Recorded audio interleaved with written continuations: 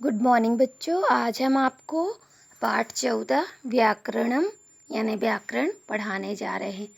तो सबसे पहले संधि किसे कहते हैं, तो परिभाषा देखिए।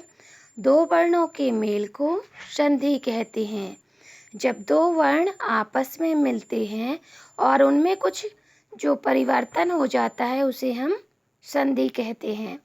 संधि विच्छेद यानी संधि युक्त शब्दों को नियमानुसार शब्दों में विभक्त करने की क्रिया को संधि विच्छेद कहते हैं।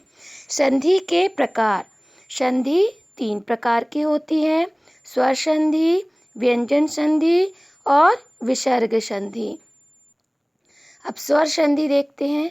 स्वर का मेल होने पर जो स्वर में विकार होता है उसे हम स्वर संधि कहते हैं। एक बार फिर से सुनिए।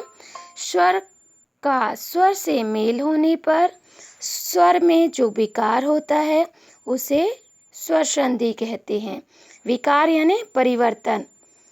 स्वर संधि के भेद। स्वर संधि 6 प्रकार की होती हैं: दीर्घ संधि, गुण संधि,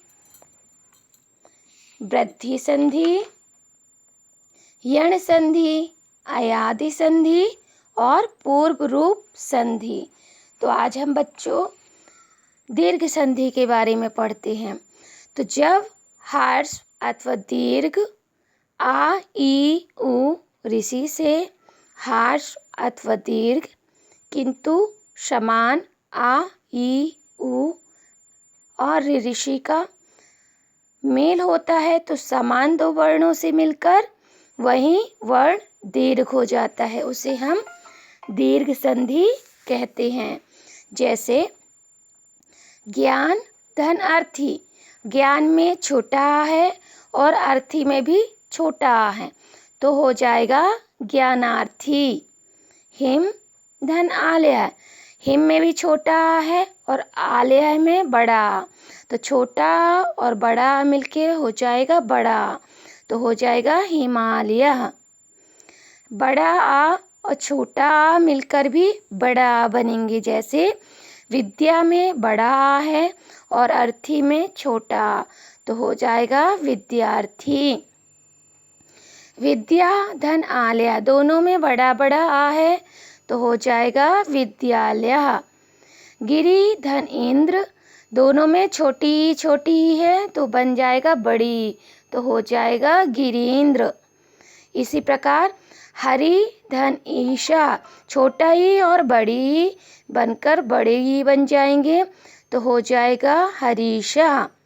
उसी प्रकार देखिए सुधी धन इंद्र, यानी बड़ी ई और छोटी ई मिलकर बन जाएंगे बड़ी, तो हो जाएगा सुधींद्र।